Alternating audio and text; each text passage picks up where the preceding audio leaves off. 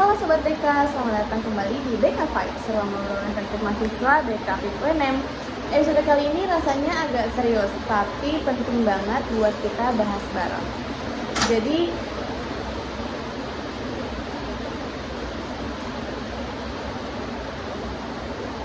ulangnya atau enggak? Ulangi nih. Oke. Halo Sobat BK, selamat kembali.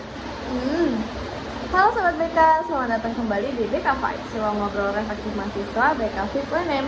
Episode kali ini rasanya agak serius, tapi penting banget buat kita bahas bareng nih Sobat BK. Di tengah gegap gempita kebijakan publik, negara kerap tampil dengan wajah meyakinkan, program besar, angka anggaran yang fantastis, serta janji tentang masa depan yang lebih baik. Belakangan ini kita lagi sering banget dengar berita kontroversial mengenai kebijakan makan bergizi gratis atau yang sering kita sebut dengan MBG. Makan bergizi gratis hadir sebagai simbol kepedulian negara terhadap generasi penerus, sebuah kebijakan yang secara moral sulit untuk ditolak. Karena siapa yang bisa menyangkal pentingnya gizi bagi anak-anak bangsa? Program ini katanya digadang-gadang sebagai investasi besar untuk masa depan anak bangsa.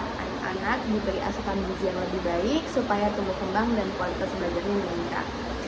Di awal mula perbincangan soal MBG ini, ada banyak banget berita viral yang bilang kalau ternyata pihak MBG ini tidak menggaji karyawannya, dibuktikan dengan banyaknya komentar negatif pada akun sosial media Badan Gizi Nasional. Nah, tapi Sobat BK, dari banyaknya isu yang beredar di soal MBG ini, justru jadi muncul pertanyaan yang menurut saya cukup menggelitik. Kenapa di saat yang sama masih banyak guru honorer yang hidup dalam ketidakpastian? Kenapa ada petugas MBG yang justru mendapat peluang menjadi P3K penuh waktu, sementara guru honorer masih banyak yang berstatus paruh waktu? Apakah dengan menjadikan mereka P3K penuh waktu itu salah satu cara biar banyak yang berbondong-bondong buat jadi petugas MBG?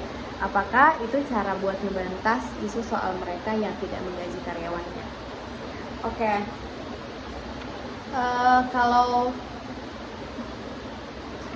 Kalau kita mau ibaratkan sedikit, ini kayak Dufan ya Sobat BK, ini kayak fast track versus regular track. Yang satu jalurnya jelas, yang satu masih menunggu kepastian. Hari ini kita nggak mau sekadar ikut ramai aja, kita mau menakar juga di mana letak keadilannya. Pada podcast episode kali ini, kita ditemani oleh narasumber yang keren nih Sobat BK, Kak Tamrin yang saat ini nggak menjabat nih Kak? Masih menjabat. Oh ya, Kak Tamrin yang saat ini menjabat sebagai Menteri Sosial dan Politik BEM Universitas Negeri Makassar. Halo Kak. Halo. Oke Kak, kalau kita tarik ke awal lagi nih, polemik MBG ini sebenarnya bukan soal gizinya ya, tapi soal rasa keadilan yang muncul di tengah kebijakan. Dari sudut pandang Kak Tamrin sendiri sebagai Menteri Sospol BEM Universitas Dari sudut pandang Kak Tamrin sebagai Menteri Sospol BEM UNM, apakah MBG lebih tepat dipahami sebagai kebijakan pemenuhan hak dasar atau sebagai strategi politik pemerintah? Kenapa nih Kak?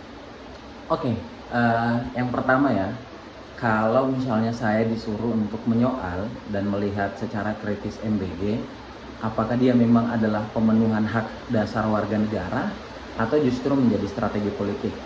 Nah, yang pertama, kalau saya sebagai seorang mahasiswa itu melihatnya dari segi kacamata kritis bahwa MBG ini itu sebenarnya adalah sebuah strategi